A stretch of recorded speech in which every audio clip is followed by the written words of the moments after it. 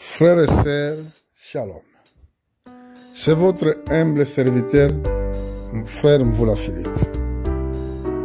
Donc aujourd'hui, encore une fois, nous sommes venus vers vous pour vous présenter les événements modernes rendus clairs par la prophétie. Nous voulons décortiquer un peu qu'est-ce que le gouvernement cache pour les peuples partout dans le monde. Donc, quand on voit la négociation pour la Covid,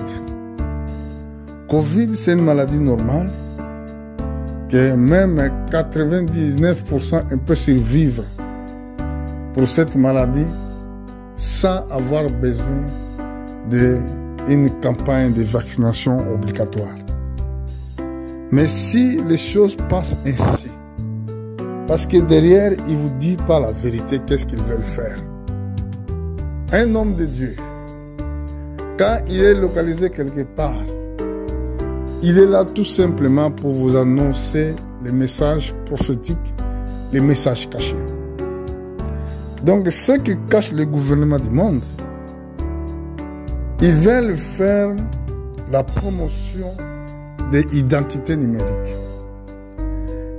Dans l'identité numérique, sera comme une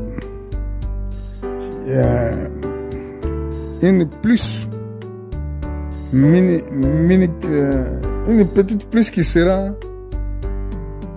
posée dans votre peau afin que ça va identifier tout ce que vous êtes. Là, dans cette plus, il va avoir votre identité, votre carte bancaire. Et pour voyager, vous n'allez plus avoir le besoin d'avoir un passeport. Pour voyager, vous n'allez plus besoin d'avoir votre carte d'identité dans la main. Donc tout il sera contrôlé numériquement. Dans les prochains jours, vous n'allez pas avoir besoin d'avoir l'argent en liquide parce que tout passera numériquement. Dans les prochains jours, vous n'allez plus avoir besoin de voitures avec l'essence, avec du gasoil, parce que tout sera électrique. Nous allons entrer dans le monde de l'électronique. Ce qui est dur, l'homme sera contrôlé permanent. Donc, ça va éliminer le système de fraude, ce qu'on voit aujourd'hui. Le problème est que tout ce qu'ils vont recevoir cette puce dans leur corps, dans leur main droite, c'est ça la prophétie qui dit que la marque de la bête. C'est ça l'accomplissement de l'Apocalypse chapitre 13 à partir du verset 18. On va commencer à lire à partir du verset 11 jusqu'à verset 18. Frères et sœurs, le temps est grave. Dieu nous a dit déjà à travers des saints prophètes. Il nous a prophétisé les événements qui viendront avant la fin du monde. Et maintenant, les gouvernements, ils ont écouté la voix du diable. Parce que d'ailleurs, je peux le dire clairement, c'est Satan qui le met à la place. Même que Dieu connaît qu'ils seront là, mais c'est Satan. Regardez ce que Satan avait dit à notre Seigneur Jésus-Christ. Il avait dit ceci: prosterne-toi. Quand il a montré Seigneur le royaume du monde et sa gloire, il a dit: prosterne-toi devant moi et je te donnerai tout ça. Et Jésus l'a chassé. Il a dit: retire de toi Satan. Parce que c'est écrit seulement à Dieu qui te doit prosterner. Donc Satan, il donne à ce qu'il veut le royaume et la gouvernance. Et pourquoi? Parce que pour réaliser son plan, ce plan de la destruction qu'il a commencé à mettre à la place C'est ça, les choses les plus difficiles que le monde attend. Mais cet pacte, il est contrôlé pour le gouvernement terrestre. Nous partons pour aller voter nos dirigeants.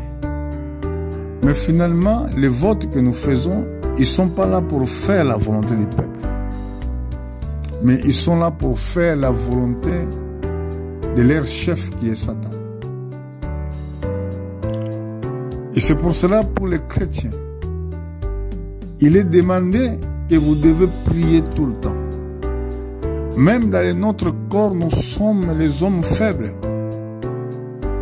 Mais Dieu, il est capable de nous soutenir pendant que nous passons dans les temps difficiles.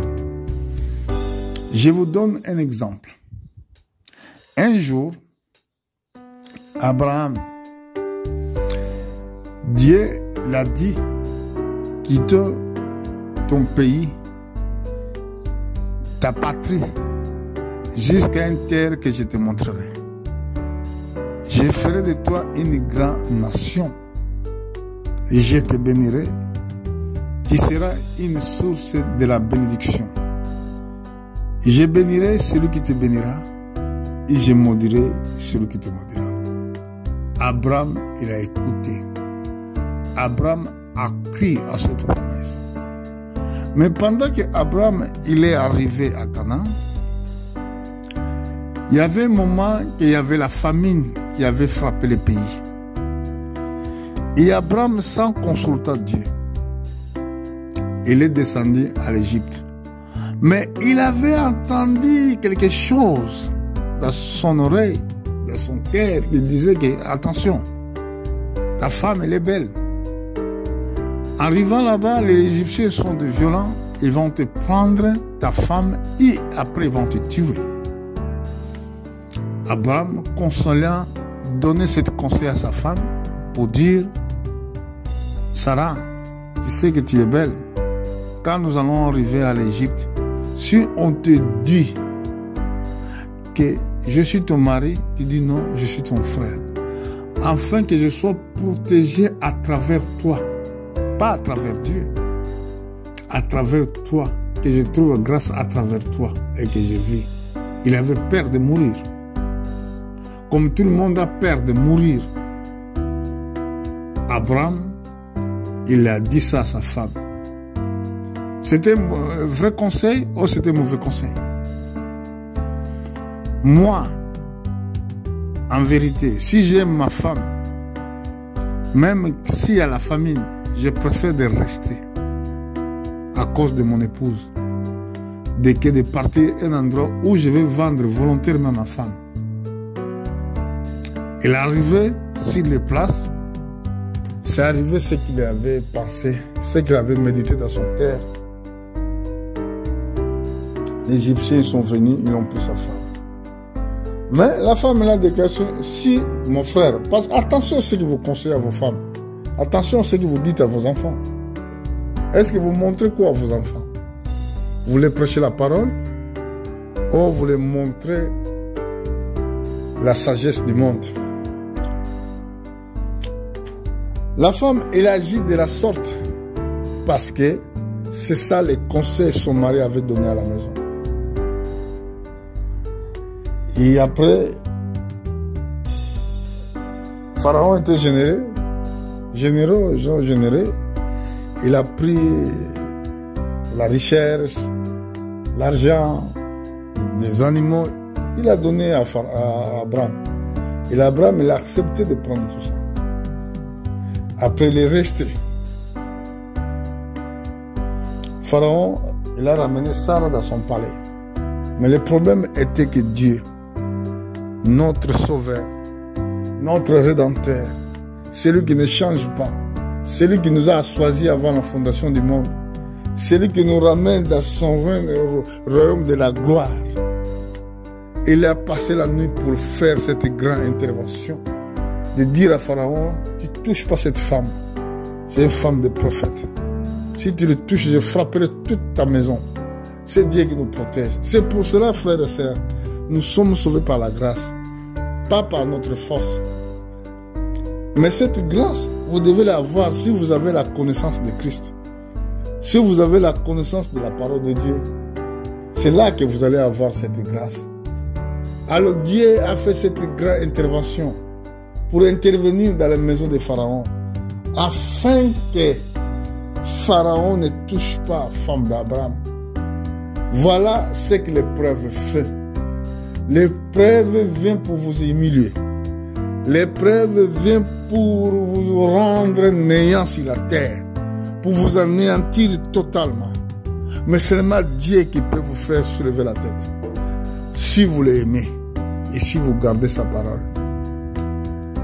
L'épreuve choisit les élus. Tous ces hommes-là qui font la politique, ils savent qu'est-ce qu'ils sont en train de planifier contre l'humanité. Ils cherchent un moyen de cacher leur intelligence maléfique. Ils parlent d'une maladie. Mais s'ils n'arrivent pas de le mettre en place, c'est à cause de l'Église qui prie, à cause de l'Église qui sont encore sur la terre. Apocalypse chapitre 12, commencez à verset 1 jusqu'à 5. L'enfant mâle qui sera né, c'est l'Église, c'est l'épouse de Jésus-Christ. Il ne sera pas touché, Satan ne le touchera pas. Dieu le prendra avec lui au ciel. Et c'est pour cela que Satan il est là tout autour pour rôder. Il est en train de chercher qui il va dévorer. Il va dévorer seulement celui qui garde par la parole de Dieu. Il va dévorer seulement celui qui rejette Christ. Il va dévorer seulement ceux qui ne veulent pas écouter. Ceux qui imaginent selon leur propre intelligence. Qui disent c'est qui? Celui-là qui parle, il est qui? Moi, je suis serviteur de Dieu. Je vous dis ce qui sera. Dans les 10 ans à venir, si vous voulez suivre Nicolas Dupont, excusez-moi, il avait dit ça. Je vais essayer de mettre cette vidéo que Nicolas Dupont avait dit. Je vais essayer de mettre aussi les discussions qui se passent au Parlement européen. Et je voulais essayer de vous mettre aussi c'est que pour les vidéos pour débat de l'argent. C'est des événements modernes que nous, par la grâce de Dieu, nous sommes essayés de les mettre clairs afin que le peuple de Dieu comprenne ce qui se prépare dans les temps qui sont en train de vivre. Aujourd'hui, je vous dis que Dieu vous bénisse. Nous sommes avec vous. Abonnez-vous massivement et partagez nos vidéos afin que celui qui se trouve de l'autre côté, quand il va écouter, il va se préparer aussi davantage. Le monde est grand, mais chacun de nous, nous devons faire une part d'évangéliste, d'évangéliser nos proches. Parce que la finalité de tout homme, c'est la mort. Même ceux qui nous gouvernent, ils seront morts. Mais notre destin, c'est ça qui va marquer la différence. La destination. Il y a des autres qui vont atterrir en enfer. Il y a des autres qui vont atterrir au ciel, où Dieu il se trouve avec ses anges. Pour aujourd'hui, je vous dis que Dieu vous bénisse. Nous allons venir dans les prochains jours pour vous apporter encore le message prophétique. Que Dieu vous bénisse richement et à bientôt. Merci beaucoup. Quels sont les enjeux pour vous de civilisation, les enjeux de société derrière cette extension du pass sanitaire? C'est la fusion entre l'identité physique, ce que je suis, et l'identité numérique. Ce qui est en jeu, c'est ça.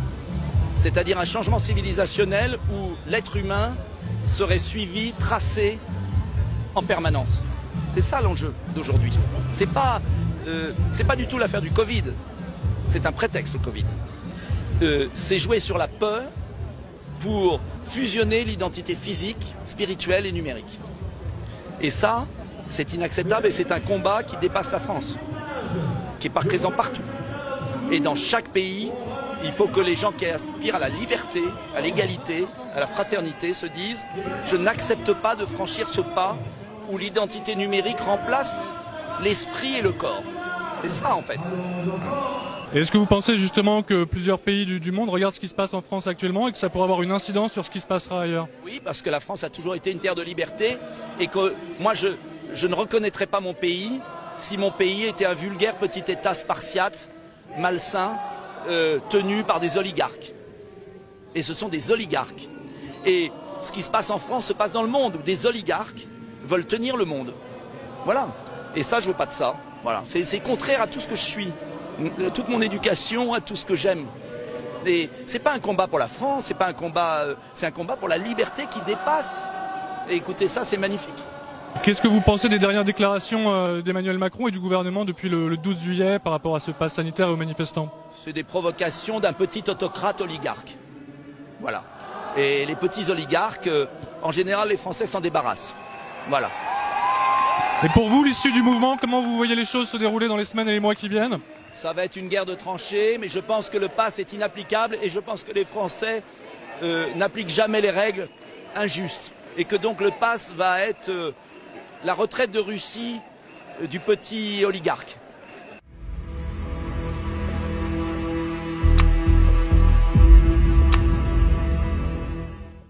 Merci Monsieur Antip, merci pour tout et surtout mes chers collègues. Je pense que c'est un rapport très important et je suis heureuse de collaborer à ce travail. L'identité numérique. Évidemment, au départ, ce sera pour notre bien, ce sera plus facile pour pouvoir payer, pour pouvoir vérifier si quelqu'un est vacciné ou pour voter. Le vote, c'est précisé dans le texte de la Commission. On voit bien, le toboggan est bien en train d'être mis en place. On est donc à 2 doigts de la puce électronique sous la peau.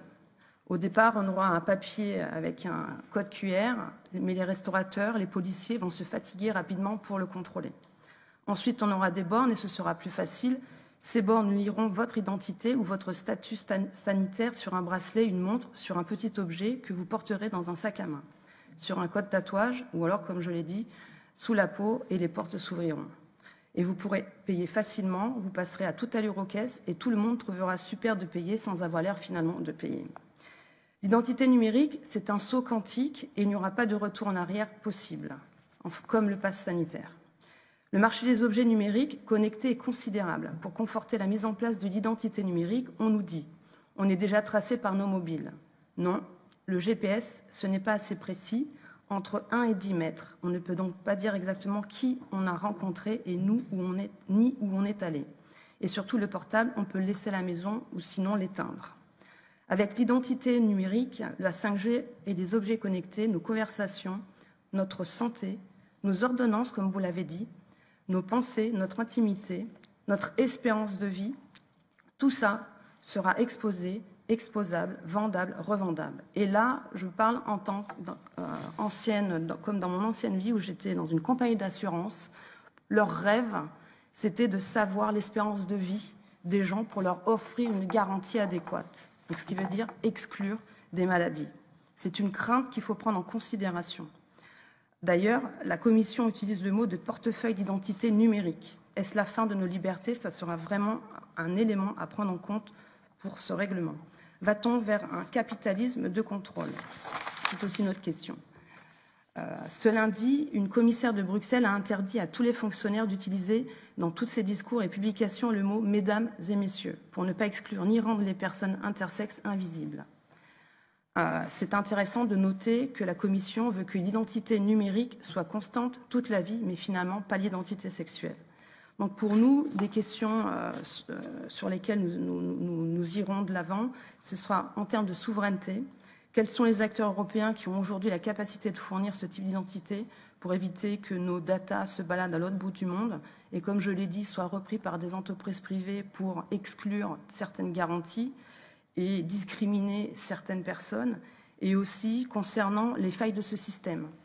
d'identification. Je note que la Commission prévoit dans sa page 60 que les mesures de prévention des fraudes existantes applicables à la Commission couvriront les crédits supplémentaires nécessaires. En clair, on sait déjà qu'il va y avoir des fraudes et les amendes financeront les postes de fonctionnaires nécessaires. Donc pour une question plus précise, parlons-nous des grandes fuites de données personnelles récentes. Je vous remercie.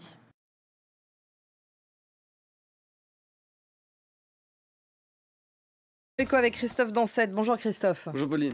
Ce matin, on va s'intéresser aux monnaies numériques, mais celles émises directement par les banques centrales. De quoi s'agit-il? Oui, parce que quand on parle de monnaie numérique, on parle forcément, ou on pense forcément Bitcoin. Au Bitcoin, évidemment, voilà, qui n'en finit plus de grimper. Et ce matin, il évolue encore autour de 47 000 $, alors qu'il y a un an, il était en dessous de 6 000 $. Mais il n'y a pas que le Bitcoin, hein. Il y a toute une série d'autres crypto-monnaies. Et puis, il y a aussi ce projet qui avait été présenté il y a un peu plus d'un an par Facebook et d'autres géants du numérique de créer leur propre monnaie. Facebook voulait créer la Libra afin de faciliter les futurs paiements au sein de Facebook, au sein d'Instagram et ailleurs. Hein. Avec 2 milliards d'utilisateurs, Facebook a évidemment une force de frappe sans équivalent. Mais l'idée qu'une entreprise privée, un géant du numérique, puisse presque prendre la place d'un domaine qui jusqu'à présent est réservé aux États, était la souveraineté des États, était devenue insupportable aux yeux d'un certain nombre de politiques, et en particulier ici en France, aux yeux de Bruno Le Maire, le ministre français de l'économie, qui s'est virulemment opposé à ce projet. Facebook, depuis, a revu ses ambitions à la baisse pour rentrer dans les clous. D'ailleurs, Libra a changé de nom et est devenu le Diem. Tout cela a conduit les États et les banques centrales à réfléchir à des projets de monnaie numérique à leur tour. Oui, parce que pas moins de 86% des banques centrales aujourd'hui, selon la banque, selon la BRI, 86% des banques centrales travaillent aujourd'hui sur de tels projets. Et il y a même des États qui ont déjà mis en place de telles monnaies. On peut penser au Venezuela avec le pétro, par exemple, où il s'agit pour lui de contrer la perte de sa valeur de monnaie traditionnelle. Mais surtout, on peut citer les Bahamas, dont on voit le drapeau ici en deuxième, qui ont lancé leurs $100 l'année dernière. Il y a la Lituanie avec son LB-Coin plus proche de nous, ou encore la Suède qu'on voit ici avec son projet de e-couronne. La Chine, elle aussi, a un train d'avance puisqu'elle réfléchit à un yuan depuis 2014. Le gouvernement teste actuellement cette monnaie dans 4 villes qu'on voit ici sur cette carte, dont Shenzhen. L'objectif est de mettre en place cette monnaie numérique dans tout le pays d'ici un an, d'ici les Jeux Olympiques d'hiver Pékin 2022, qui débutent le 4 février 2022. Dans la zone euro, la Banque Centrale Européenne a lancé une vaste consultation en octobre dernier, et Christine Lagarde, il y a quelques jours, la patronne de la BCE, disait qu'il fallait se préparer à émettre un euro numérique, probablement, disait-elle, d'ici 4 ans. Concrètement, qu'est-ce qu'une monnaie numérique de banque centrale ? Alors, contrairement au Bitcoin dont on parlait tout à l'heure et dont on a vu à quel point il était volatile, c'est une monnaie qui se veut stable et qui n'est pas décentralisée, contrairement encore au Bitcoin, mais qui est bien émise par une banque centrale. Et contrairement au cash, c'est-à-dire à un billet, à une pièce, et il n'est pas imprimé comme son nom l'indique. C'est une monnaie qui reste numérique. Elle existe à travers un code crypté et qui, dans bien des cas, est adossée à une chaîne de blocs, une blockchain, où toutes les transactions sont écrites, sont répertoriées de façon infalsifiable pour garantir son authenticité. Et c'est une monnaie qui sera conservée dans un portefeuille qui, comme son nom l'indique, sera numérique. Alors ça va servir à quoi ? À payer plus en ligne finalement ? Pour les achats en ligne ? Exactement. On sait à quel point le e-commerce, les achats en ligne sont en plein boom. Ils ont encore profité dernièrement du Covid-19, forcément. Et puis, ces paiements se feront aussi à l'aide d'un smartphone dans un magasin. Alors, vous allez me dire que tout ça est déjà le cas. On peut payer en ligne avec une carte de crédit ou dans un magasin avec son smartphone. Oui, vous avez raison. Mais la grande originalité, c'est qu'aujourd'hui, un paiement avec carte de crédit passe par de nombreux intermédiaires, les sociétés de cartes de Visa, carte de crédit, Visa, Mastercard, American Express notamment, les banques. Bref, tout cela rend l'action assez compliquée, assez lente. La monnaie numérique permettrait à un client potentiel de souscrire un portefeuille numérique directement auprès d'une banque centrale. Les intermédiaires sautent donc avec deux conséquences. D'abord, le paiement est plus rapide, il est quasiment instantané. Et puis surtout, les frais de transaction sont considérablement réduits, ce qui a un gros avantage, notamment quand on veut s'échanger de l'argent aussi entre particuliers. Et on voit là tout l'intérêt que ça peut avoir, en particulier pour l'Afrique, où souvent dans ce genre de situation, les transferts prennent beaucoup de temps d'abord, et puis ils coûtent très cher. On doit passer par des intermédiaires comme Western Union qui prennent des commissions très importantes. Beaucoup de questions se posent encore. D'abord sur la vie privée, puisqu'on voit que toutes les transactions sont potentiellement enregistrées. Il faudra donc garantir que la vie privée soit protégée. Et puis aussi, pour éviter que le portefeuille numérique serve à stocker de l'argent, il y a là l'idée de mettre des taux de dépôt qui pourraient être légèrement négatifs afin de rendre ce portefeuille quasiment obligatoire à la dépense. Enfin, quid du cash, c'est la question que vous pourrez me poser. En Europe, en tout cas, la Banque centrale veut rassurer. Et ceux qui aiment les billets, ceux qui aiment garder l'argent dans leur poche, eh bien, rassurez-vous, pour l'instant, ça n'a pas vocation à remplacer le cash. Nous voilà rassurés. Merci beaucoup, Christophe. C'était l'Info Éco. C'est l'Info Éco à présent avec vous, Lynn Rifaille. Bonjour Lynn. Bonjour Pauline. Avec vous Lynn, ce matin, on va parler crypto-monnaie face à la dématérialisation croissante des paiements et la multiplication des monnaies virtuelles. Les banques centrales veulent à leur tour se lancer dans la création de ces monnaies numériques. La Banque centrale européenne donc vient de lancer un projet pilote pour introduire un euro numérique. De quoi parle-t-on ? Alors, pour savoir de quoi on parle exactement, Pauline, on va d'abord rappeler la situation actuelle. Aujourd'hui, vous avez deux moyens principaux de posséder des euros dans votre portefeuille sous la forme de pièces et de billets. Ça s'appelle l'euro fiduciaire, car basé sur la confiance que vous accordez à ces pièces et billets. Et puis l'euro scriptural, c'est-à-dire l'euro qui est disponible sur les comptes bancaires, car il est basé sur un jeu d'écriture.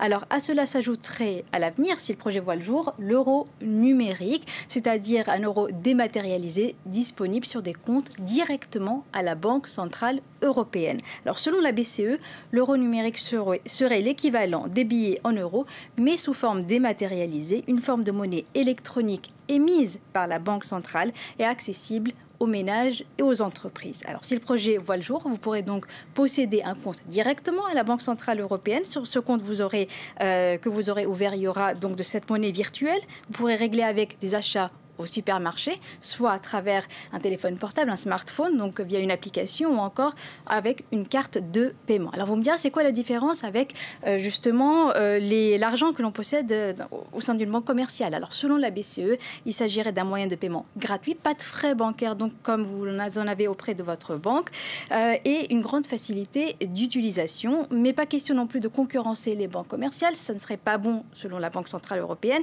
Pour cela, la BCE songerait à taxer les dépôts avec cette monnaie numérique au-delà d'un certain seuil. Alors pour l'instant, il s'agit seulement d'un projet pilote. C'est seulement au bout de 2 ans que la décision ferme de lancer cette monnaie numérique sera prise.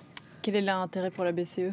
Alors, c'est le contexte qui change. D'abord, on utilise de plus en plus des moyens de paiement dématérialisés. Ces moyens de paiement dématérialisés ont explosé avec la pandémie de Covid-19. Même dans un pays comme l'Allemagne, très attaché au paiement en espèces, on a vu les paiements numériques se développer grandement. Ensuite, la BCE craint que cet engouement pour les paiements dématérialisés ne profite aux crypto-monnaies privées comme le Bitcoin, l'Ethereum ou encore la future monnaie que souhaite créer Facebook.